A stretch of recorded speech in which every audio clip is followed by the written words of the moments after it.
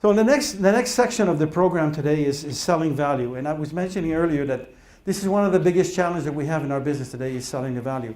Because we're experiencing people not understanding what we stand for, what we provide as far as services. You're just a photographer? Oh, just give me some snaps and put them on a CD.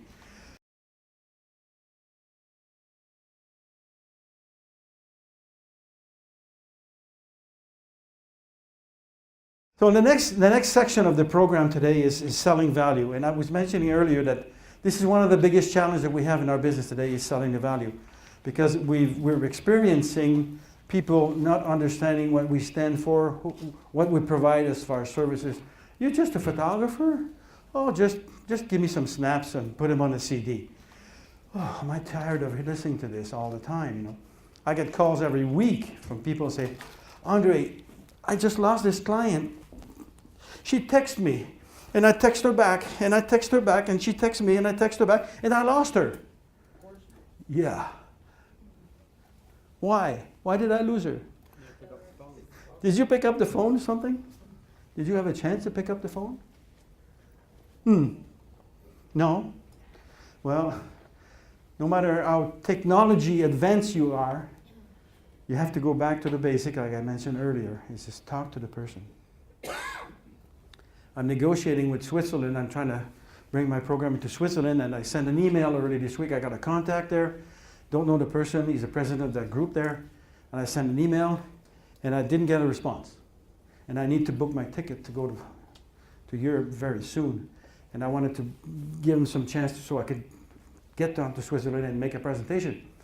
But then he wouldn't answer. I figured he'd be on holidays or something. Then I called my original contact. I said, do you think he's on holidays? He said, no, here's your phone number. I said, okay, I'm going to send him another email. Now, I picked up the phone. I called him directly from the hotel yesterday. He said, how are you doing? Did you get my email? Yes, I got the email. Then we got the connection gone. I've sent him a proposal, and then I'm waiting for him to reply to give me dates. I provided him with dates, specific dates that I can be available. Then I can book my air flight. But the thing is, I could have gone on and on and on with emailing. Never had a chance to speak to the person. Then just the voice, he could hear my voice, and I could hear his voice. I think we already got a connection going here. So chances are that I will be going. If I'm not going there, that's fine, but at least I've made the personal connection to call. So what's it called to Switzerland? I don't care, because I'm looking at the end result. If I do a program in Switzerland, that call to Switzerland is like peanuts. Okay? Selling value.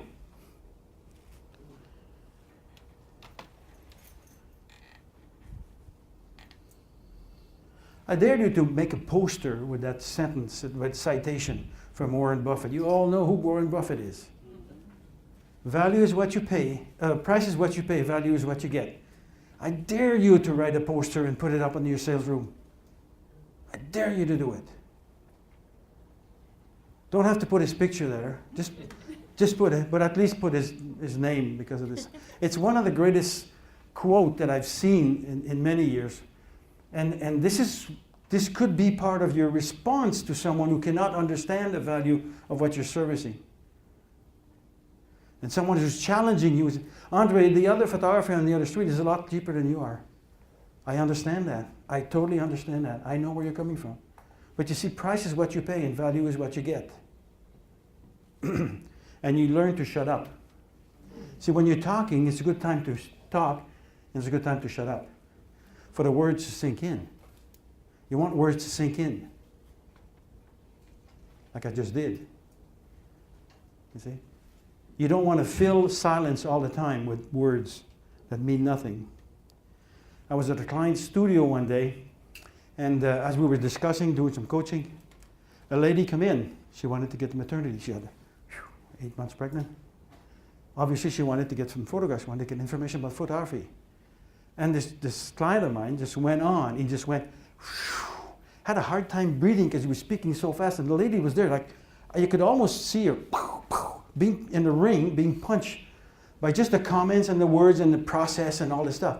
He never had the chance to ask this lady, why do you think having a portrait of you as a pregnant is important? He just went on, and it cost this much, the session is this much, and then we're going to give you such a print and whatever. So the lady, after about 3 minutes of being punched this way, she was knocked out. And she says, thank you very much. I'll consider it. I'll be back. And she walked out. And I was behind the curtain.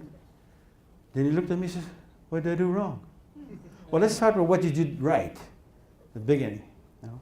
So it was the fact that he was just like, he rambled on. He never had a chance to make that connection with that person. Price is what you pay and value is what you get. It boils down to this is what I'm going to provide you. But why do you want this? Why do you ever want photography? Why do you think this is important? The client comes into your studio, a couple, they would like to know your system, your collections, your wedding collections. And the first question would be from them would be, how much? Obviously. Why do you think they ask this question? They don't know what else to ask. They don't know what else to ask, exactly. They have no idea. Are they going to ask you, what kind of lens are you going to use while I'm in a church? Are you going to use available light? Or are you going to do a flash with an umbrella here? No way. They got to ask you that one simple question. So what's your response? That's what you're here for, right? I never answer that. You always answer that question with a question. Yes. You know that. I mean, you don't, and then obviously you will answer the question. But first, you could just say to them, "Oh, I'll be happy to share that with you." But first, let me see, what did you have in mind, or what were you thinking? There you go. And then it kind of sets a tone so that you can find out what they want. Absolutely. All about them, not about me. So why is it so important for you to have these wedding photographs? If someone says, I just got to do it. My sister got married, she's got her pictures, just got to get it done. It's one of those things you got to get done. It's like buying a cake. Then you know your value level is like floor. You have to climb up pretty high in order to get the things, people to move. Or if someone says, I can't stop looking at my parents and my grandparents' wedding albums, I think this is the most precious gift that we can provide ourselves, our couple. Then you know the value system is pretty high, then you can move from there. Don't screw up, we can move from there. You know, you're not close to closing, but you do have to provide the information. Some years back, there was some heavy fires in California, and homes were flattened. There's nothing left. And this was right on national TV. And so they asked the person that had just lost their homes, what was the last thing that you went out and got in the home before it was completely destroyed? The wedding album. And the same fires, not same fires, but similar fires happened in BC, British Columbia, in the Okanagan Valley. Same situation, national TV. What was the last thing you went out? What was the most precious thing that you went out and got? The wedding album. Incredible. Incredible. It's all there. And you can share those stories with your clients. You can share those stories with your clients. You can tell them that. Because the minute that you walk out of my studio, you do pay some money. You do put some money on the table, yes. Then you know the value of that monetarily. But if I was to go back in 1 month, 6 months, 5 years from now, if I was to ask you, I'll give you back your money, give you back the album, it would be priceless. There was no way you could put enough money on the table. The reason is that the value of photography increases the minute they step out the door. It's not a car. The minute they step out the door, the value increases. You have to tell that to your clients. Based on our experience, we've been in business for 22 years. This is what we've noticed. Clients will never, ever separate from their photographs, ever. A couple of years ago, I did a program in front of 75 or 80 business people. There was one photographer in the room, and this person was taking photographs of me. And I was speaking to business groups. And I was talking about the value of stuff. Some people were doing windows, some people were making designer chocolates, other people were in the banking industry. And I said, what's the value of your work? And I was asking the same question I'm asking this morning. What's the value of your work? People say, well, my windows are bright. No, that's not the value of aluminum. Well, they're made out of aluminum, and there's their insertion, and we got foam in there. That's not the value of it. It just keeps your house warmer. There's no cold air infiltration. You don't lose hot air. You don't. That's the value of it. And then I challenged them. I said, I'm sitting here, and at the end of my program, I'm challenging every one of you Who has photographs of their grandparents? A lot of people raised up, eh? Just like you did. Raise their hands. And say, I will buy these photographs from you, and you will never see them again. Put a price on it. No. And honestly, I'm here to say it. I don't lie. My mom said, don't ever lie. It's going to catch up to you. And she says, and I said, how much would you pay for it? Anybody can tell me? And it was up to $50,000, $100,000 for one single picture of their grandparents. I proved my point, in a sense. The reason why I was speaking to this group of people is to get them to understand their perception of value in whatever they do. Now, if they understand their perception of value in their trade, I would assume that if they go to a photographer, they would transfer that knowledge into what the photographer does for them. That was my assumption. Yes? I have a question. Now, how would you actually use that same method with a client, a large business? Or, Yes. you know, like say you walk up to, Pepsi wanting you to do photographs, or, how would you actually entice them, say, the value of that image is going to be more than what you're actually painting? Well, I'll answer that question with a story, if you don't mind. And I think it's about questioning the person. I said, why is this image important for you? And then I was photographing, these motion detectors. I had a client who was making those things. I've been a client of theirs for many years. And all of a sudden, the marketing director comes in new. So he's got his own crowd. He's got his own following, the photographer, the graphic artist, the printers, and whatever. So I have to basically resell my whole concept. I've been working with this company for many years, but I have to start fresh. So this guy's got his project online. He says, we have to photograph this gizmo. And I said, fine, that's great, appreciate that. He said, give me your best price on that. I'll certainly will do that. And I said, why is it important for you to get a photograph of that? Well, it's a new technology and we have to put it up there. Nobody does it this way. That's great. Where are you going to put this image?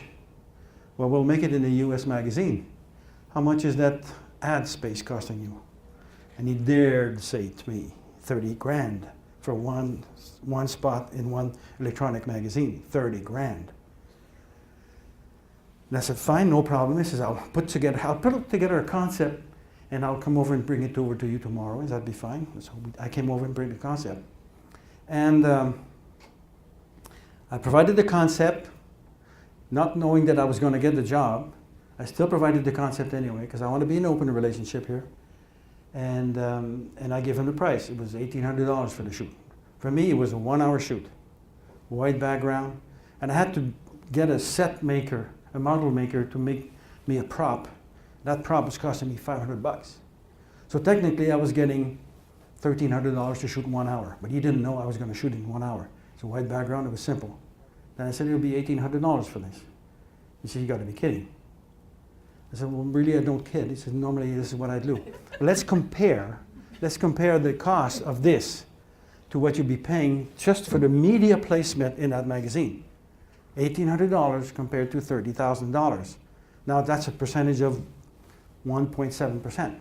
And this would be the language that's the language I used. Then he said, well, I think I can probably get something a little cheaper than someplace else. I said, well, I'll tell you, there's a different option. I could like to offer you a different option, if you'd like. I will do it for 0 money down, 3% of your sales. He said, let's go ahead and I'll write up the check. And we did. It was for me 1 hour job, $1,300. I think that's fair price for that job, in a way.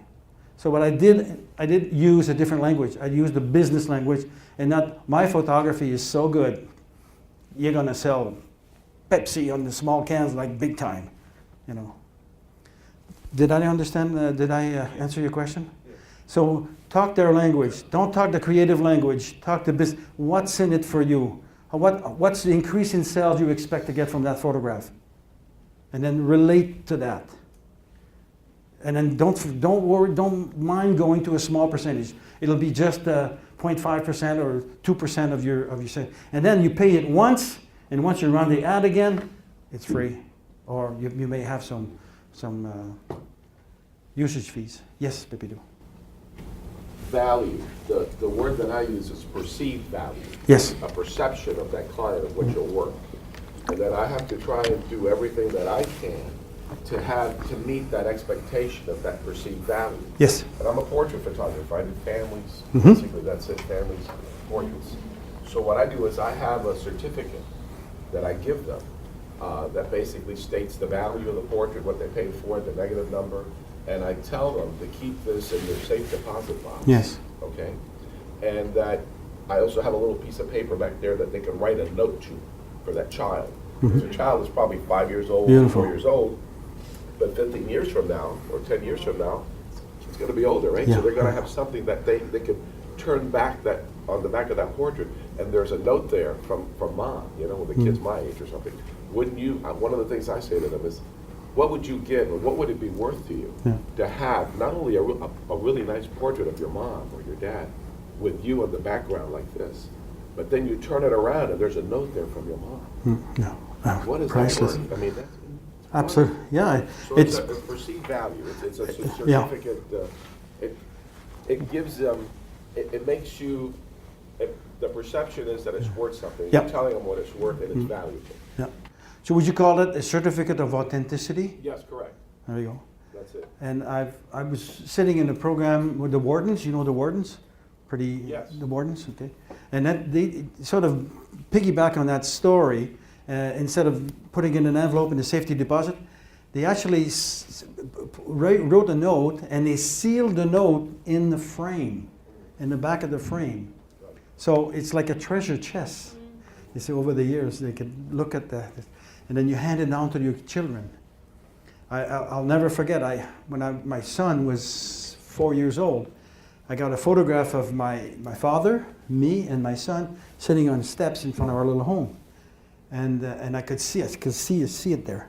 My son had a plaster on his knee, had hurt his knee, and I cut the camera, took the picture.